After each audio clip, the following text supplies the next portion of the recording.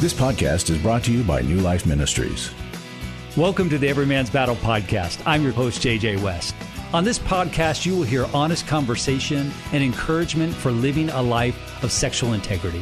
Let's get to today's episode. Welcome back to the Every Man's Battle podcast. My name is JJ West. I get to serve as the host of the podcast. I'm also a licensed marriage and family therapist in the Orlando, Florida area, where I work primarily with individuals and couples and families who are walking through issues surrounding sexual integrity, helping them find the path toward healing and freedom. And I get to serve as the speaker at the Every Man's Battle Intensive, which is a great joy and privilege for me. I say it all the time. I get to sit on the front row and watch God work miracles in people's lives. It's a great gig, and I love doing that. And I get to do this. I get to get together with my friends and talk about the topics around sexual integrity and trying to learn and grow. And today, as always, I'm joined by my good friend, Doug Barnes. Hey, Doug. Hey, JJ, it's good to be with you yet again. And again, I'm really excited about, our guest today and continuation of our last podcast. I'm a licensed professional counselor in Texas. I've been doing that work for the last 30 years or so. As you stated, it is such an honor to be at the intensive, to be on that front line with guys. It's been a wild ride over 20 years, but you know what? God's still working, and it's been really fun. So I appreciate you having me here. And today we are joined once again by our good friend, Dr. Jim Phyllis, who has served for the Every Man's Battle workshop since its inception. He is one of the founding fathers of the Every Man's Battle workshop. Has presented at the workshop, has facilitated small groups, has facilitated the Sustained Victory groups that are the aftercare program after the workshop's over, and authored the book, Understanding and Loving Your College Student. We are privileged to have Jim join us because he is filled with wisdom and knowledge, not only from his time serving with the Every Man's Battle and as a life coach, but prior to that had a previous career, 20 plus years in the ministry as a pastor of multiple churches. And so, Jim, thank you for being here with us and coming to help us understand how do we talk to our kids about our sexual addiction.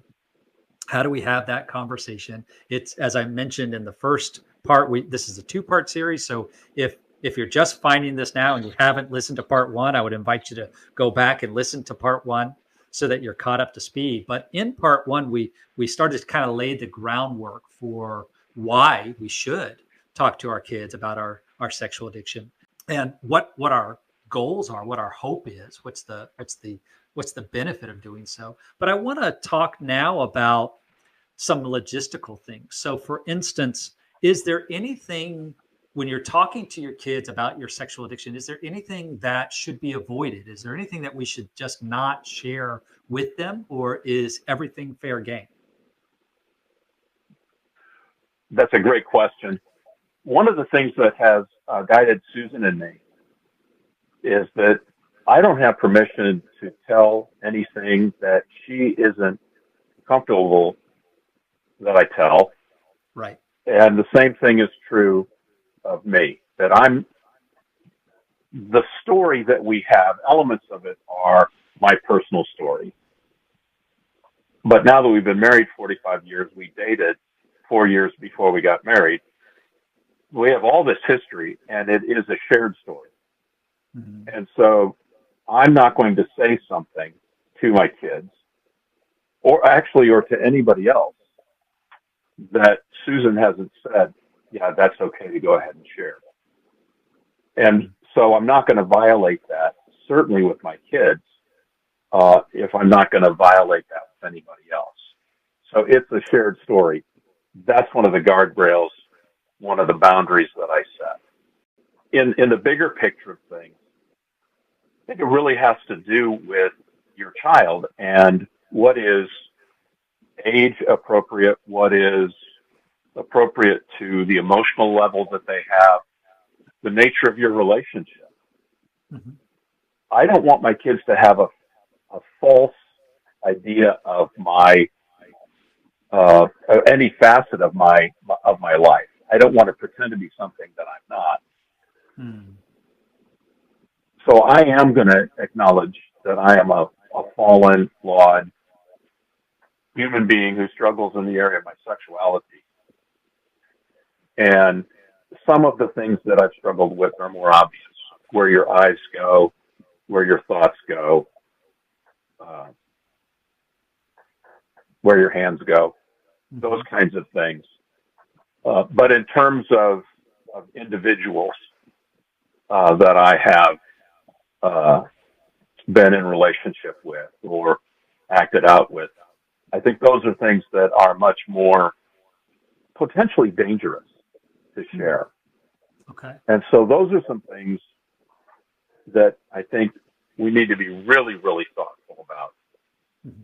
And again, I think the ability to be on the same page that in my case, Susan knowing this is something I'm thinking about sharing, and her saying, yeah, I think that's okay, or no, I'm not comfortable with you sharing that piece of your story.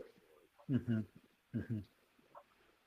And I do think that there's a dynamic in most relationships I'm familiar with, people that I've worked with, couples I've worked with. There's one person in that couple that is much more inclined to be transparent, and one that is much more inclined to be, play it close to the vest. Mm-hmm. Mm-hmm. So you don't want to, you want to be together. You don't want to drag your feet in an inappropriate fashion, but you also don't want to be disclosing something that your partner is not comfortable with, your spouse is not comfortable with. I think that's a really helpful guideline to use. And then I think for guys who are single, who have kids, whether they're younger kids or adults, it's probably helpful to have some guys in your life. Maybe it's your small group from Every Man's Battle. Maybe it's your pastor, your small group leader at church, but some guys in your life that you've shared your story with to say, hey, I'm thinking about sharing X with my children, and get feedback from them. Don't do it alone. Don't just go off of what you think is the right way to do it. Get some, as scripture says, there's great wisdom in the counsel of many. Get some other counselors involved in the decision-making process. But if you are married, you're absolutely right that we should be on the same page, and that because it is that shared story. One of the things I did not address specifically, JJ, and I think this is an important moment in life. As your son, we're typically thinking about speaking with our sons as our sons are approaching marriage. Mm-hmm. One of the challenges, how have I honored my wife? How have I been inappropriate in making demands, sexual demands? And to challenge my son, you do not want to violate this boundary. And it doesn't have to do with a particular sexual act. It has to do with the heart of your spouse. I want to guard her heart, because if I leave that exposed, if I break through some heart, some emotional boundary, that ultimately creates a barrier between the two of us, and it impacts every other part of our relationship. Mm-hmm. So that's a conversation that I think it's important to have. Yeah. Really important. Yeah. So I left that out of the earlier part. That's a very much age appropriate, life appropriate conversation to have. Yeah. Yeah, that's really good. Sometimes we will hear the argument, whether it's in our offices, sometimes at the workshop, that goes something like, I don't want to tell my kids about my sexual addiction because I don't want to put ideas in their head. How do you respond to that argument? There's nothing new under the sun.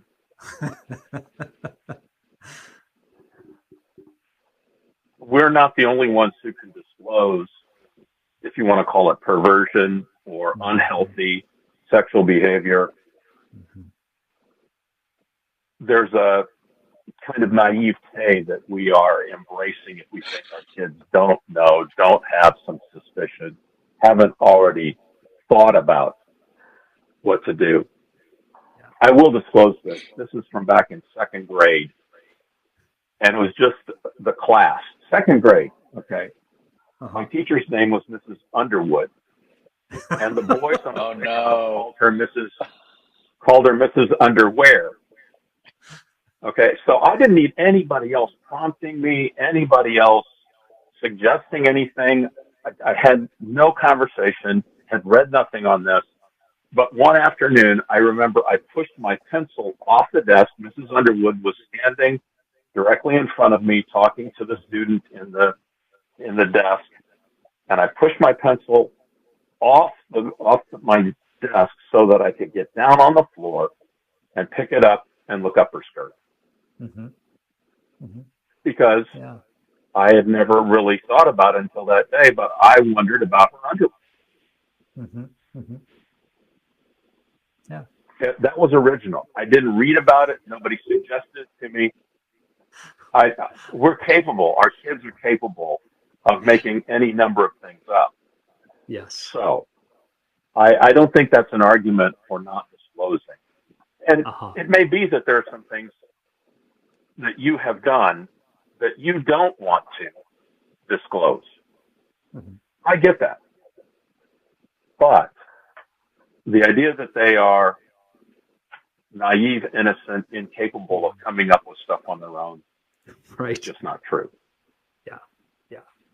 And the truth is, even if they don't come up with it on their own, I mean, the world is inundating them with images, ideas, opportunities. So yeah, they're not going to go wayward because you disclosed your addiction. They go wayward because of their own sinful hearts and living in a sinful world, right? Yeah, they do. Yeah. I didn't plan to share this. My background, my church background, has its roots in the English Reformation. And the documents of the theological documents include the Westminster Larger and Shorter Catechisms, the Westminster Confession. And it's astounding when they are enumerating the specifics of sexual sin, they include stage plays. Well, we understand contextualizing stage plays, that's pornographic videos, strip clubs. So they didn't have the technology that we have. They didn't have it. Life wasn't the same. Correct. But one of the other ones I'll throw in here as a freebie. One of the pieces of language is the keeping of stews, S-T-E-W-S, which is an Old English term for brothel. Oh, okay. So did not that was know that something one. that they knew about back in the 1700s in Great Britain. Yeah. Little historical nugget there for you, JJ and Doug. Yeah. Thank you. Appreciate that. Thank you. Okay, so there's another argument that I hear that goes something like, I'm concerned that my children won't respect me if they know this truth about me. How do we respond to that? How do we effectively share a reason to disclose, even though there's this fear that the children won't respect me? My children know that I'm a sinner long before they learn anything about my sexuality, my brokenness in terms of sexual behavior. I have broken promises to them. Yeah. I've lost my temper with them. Selfishness. when we cut pieces of cake at the table, I'm the oldest, the senior fellow there, and so I ought to get the biggest piece of cake, and I pout when I don't. Now, that is a ridiculous reaction to the size of a piece of cake. My kids know that that's true of me. There are any number of reasons for my kids to disrespect me.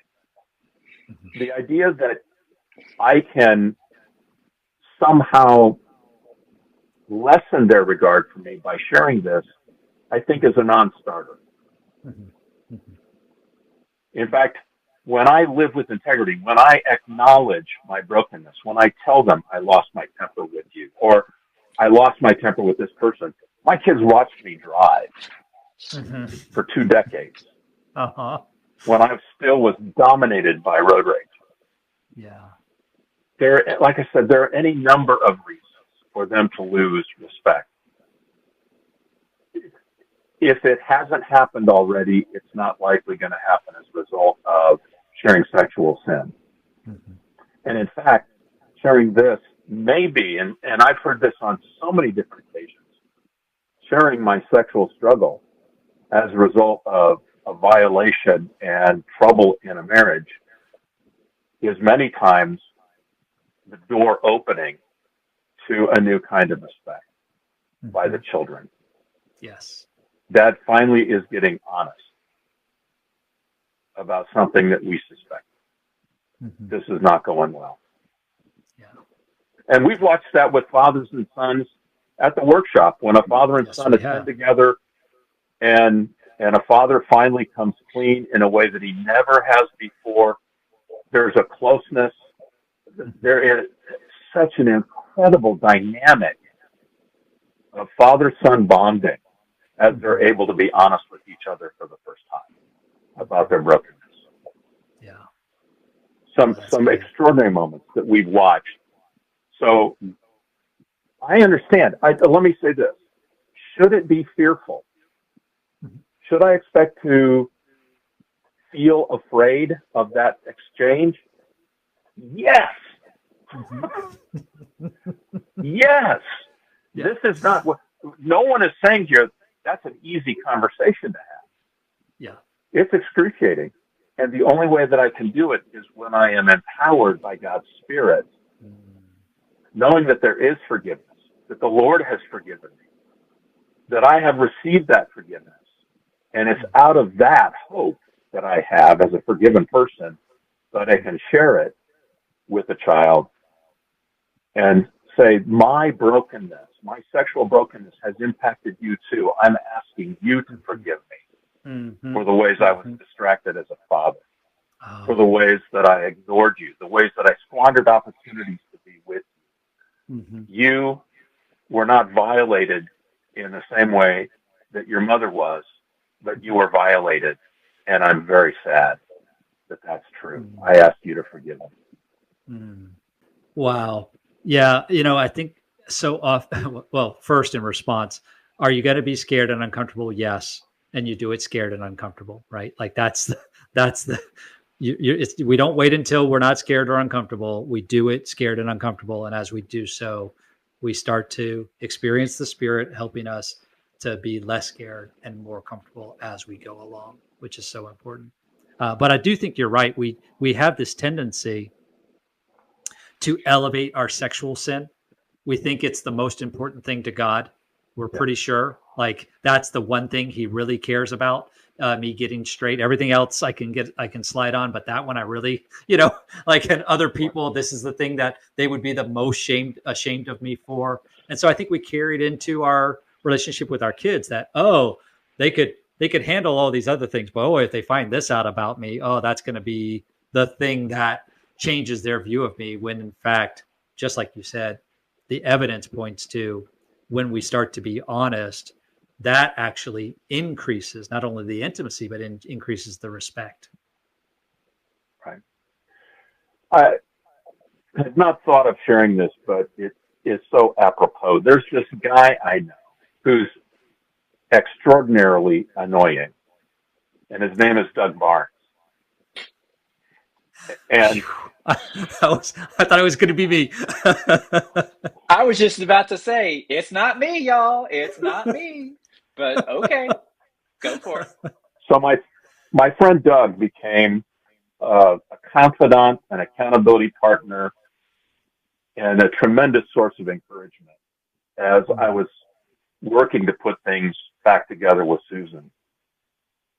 And a great bit of it was not in terms of sexual purity. It had to do with relational integrity. Mm. And there were things that I was struggling to do in relationship with Susan. To be transparent, to be courageous in saying, this is what I'm thinking, this is what I'm feeling, this is what I'm afraid of. Mm-hmm. I didn't want to be a fraidy cat. Mm-hmm. And so I would have a difficult conversation with Susan that didn't turn out the way that I wanted it to. I would call Doug and complain that I was trying my best. It wasn't going well. In fact, felt like I, needed to give up. And he would listen to me whine and complain. And then after I ran out of words, he would say, what kind of husband do you want to be? Mm-hmm. The application here is, what kind of a father do you want to be? Mm-hmm. Yeah. Yeah. It's an annoying question. It's annoying. What do I aspire to be what do I aspire to be as a father? Yes. Yes. I want to be that guy. And that's the reason for risking the truth as I talk with my kids. Mm-hmm. Because otherwise, they're going to be unprepared as I was for my brokenness. Don't know the answer? New Life can help. My 15-year-old niece is cutting. I'm confused on what I should do. I have an eating disorder. I'm trying to find help. I have a question about my 15-year-old stepson. I need to learn how to connect with people. Call us at 1-800-229-3000 Monday, Tuesday, or Wednesday at 1 p.m. Eastern, 10 a.m. Pacific, and our expert team of counselors and psychologists can answer your questions about your life. 1-800-229-3000. Okay, so for both of you, logistically, if a guy is listening to this podcast and he's saying, okay, you sold me, I know I should talk to my kids. Logistically, how does he go about it? Should he sit down with his spouse and the children all together? Should it just be one-on-one, him with each kid? Should he have all the kids together at once? Should he do it face-to-face in a letter? Like, how would you suggest someone go about doing this? Another great question. Yeah, I think there are three guidelines that I would encourage. Number one is to have a conversation with your spouse first and agree together on a plan. Mm-hmm. If your children are of an age where their psychosocial development, if I can use that term, is about on a par, then maybe you can have a family conversation. Mm-hmm. But most of the families I know, there are considerable differences between a 16-year-old and a 10-year-old, mm-hmm. even between a 16-year-old and a 12-year-old. Yeah. So that's something that you need to strategize with your spouse and say, these are the things we believe we need to say. These are things that we've already become aware of in terms of challenges. Have we come across activity on a phone or on a computer or whatever? So there may be some very specific things that we need to address, mm-hmm. but there may be some things that, again, we want to be very thoughtful, intentional, directive about doing. So we've got agreement on that. I think it's wise if you're not going to have the family conversation, for wives to address daughters, husbands to address sons. Mm-hmm. That the gender, in initial conversations, the gender thing makes a difference. Mm-hmm. Now, my kids are in their 30s and 40s now. I can have conversations with my daughter that would have been uncomfortable for her and uncomfortable for me 20 years ago, mm-hmm. 15 years ago. I can have those conversations now. But for all those years, I think that would have been a hard conversation for the two of us to have. Mm-hmm. And I think the same thing is true of our boys and Susan. It would have been much more awkward, would have been hard to have an open conversation. Mm-hmm. So I think gender does make a difference. But then also think what makes a difference is your child's response. I don't just have a speech that I'm going to deliver. I want to have a conversation.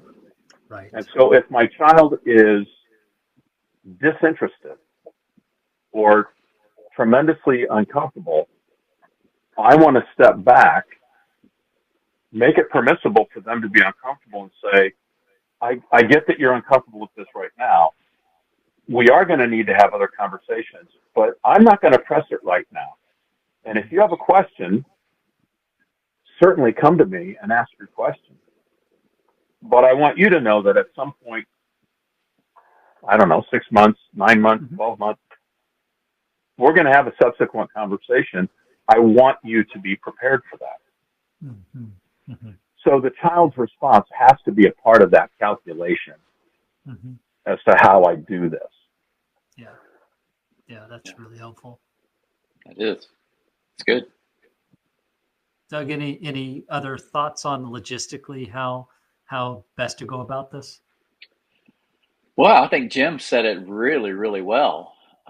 Age appropriate, gender specific, maturity level. I think maturity has for me anyway, has a big role in their level of understanding. Mm-hmm. And I love the part that Jim said about giving permission to just be uncomfortable. And I think ancillarily on the backside of that is to listen, just to listen. Mm-hmm. What questions do you have? I'm here to hear your heart in what you just heard. And let's have, we're going to be having this ongoing dialogue, right? Ongoing dialogue, whether it's every month, every 6 weeks, whatever it is. I'm going to be checking in with you to make sure where you are so that we can walk this together, because that's what God has charged me to do as a father. Right. Going back to Deuteronomy, right? Talk with them, looking for opportunities to talk with them about where they are, where's their purity, where are the pressures, where's their comfortability, where are the opportunities to teach in a way that for most of us, not all, but for most of us, I'll own it. I wasn't taught. I learned it on my own. And so I want to help be there, not just physically, but to be there in a dialogue with my sons. Mm-hmm. Mm-hmm. Yeah, that's so good. I love you both emphasized the idea of you're inviting them, you're trying to start a dialogue, not give a speech and one and done and whew, that's over. Okay, we don't have to do that ever again. No, I'm beginning a conversation with you where I want to hear from you, and just like you said, to draw that out.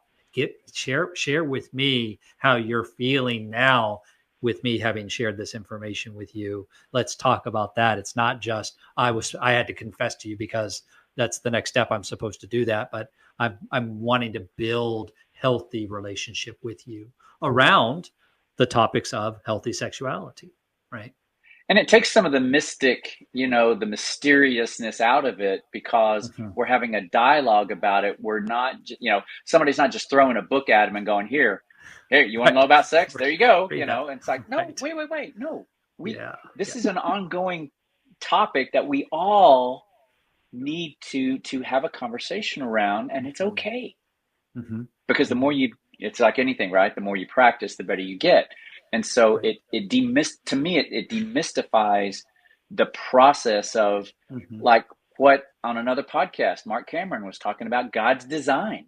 What is God's design for us, for you as a either young boy, teen, adolescent, college student, young adult, wherever they are? What is God's design for you? And I want to help guide you through that to the point to where now you can drive yourself. Yeah. Guys, this has been so good, and it's been so rewarding for me. I hope it's been rewarding for you, the audience, that you've listened. Jim, we can't thank you enough for joining our show. You've Awesome. You've been incredible as always. I mean, there's no surprise to us because we know you, but we're really grateful. I'm always glad to be with you guys. Yeah. I'm very glad to be here. And I do pray that what we've shared today will be hopeful. It will foster hope for the guys that are listening, and I suspect wives too. Especially that, we're not going to get this perfect the first time. Mm-hmm. This is going to be hit and miss. Yes. And you said it earlier, to have a company of guys especially who are encouraging you to do the right thing and to try again if it doesn't go the way that you hope that it would. That's right. To the audience, can I just say, if in listening to this episode, you were challenged, you want to take this next step, you want to begin to think about, plan, and then have these difficult conversations, these uncomfortable conversations with your children, do your homework, do the work to prepare. Yes, you probably didn't get trained when you were growing up on how to do this. You don't have any good model to follow. So do your homework. Grab a copy of Jim's book. Go to the workshop. Talk to a therapist. Hey, I want to do this. Help me do it well. Talk to your spouse. Talk with your small group so that you're gaining some wisdom as you go along, and recognize, just like Jim just said, man, it may not go well the first time. Okay. How many things in life do you do perfectly the first time you try? Very, very, very few, if any. And especially the ones that are really important. It's probably going to be a bit of a mess. It's probably going to be a bit of a train wreck. Okay. If it is, we're going to try again. The military, they don't try to take the hill and they fail and they go, well, we tried, but it didn't work. So I guess we're going to go back home. No, we're going to try a different strategy and we're going to go take that hill. And we're going to keep trying until we do. And that's what I want to impart. We want to keep working at this. So guys, thank you. Thank you for listening. Please, please, please, if you have not already gone to the intensive, if you don't have a community that is supporting you, we want you to go. Use the discount code EMBPOD, EMBPOD, to get $100 off your registration fee. Why do we do that? Because we know how powerful that intensive is. We know what God does there. We don't want anyone to miss out. So don't let finances be the issue. And if that's the only deciding factor for you not going, call New Life and find out about a scholarship. But find a way to get to the next workshop so that you can have this kind of community encouraging you how to be the father and the husband that you want to be. Until next time, let's continue to walk in integrity. Thanks for listening. This podcast is just one of the many ways we can encourage and help you. If you're looking for more help, visit us at newlife.com or call 1-800-NEW-LIFE. Please remember to review, like, and share the podcast as it helps others find us. If you have a comment about this podcast, we'd love to hear from you. Drop us a line at embpodcast@newlife.com. See you next week.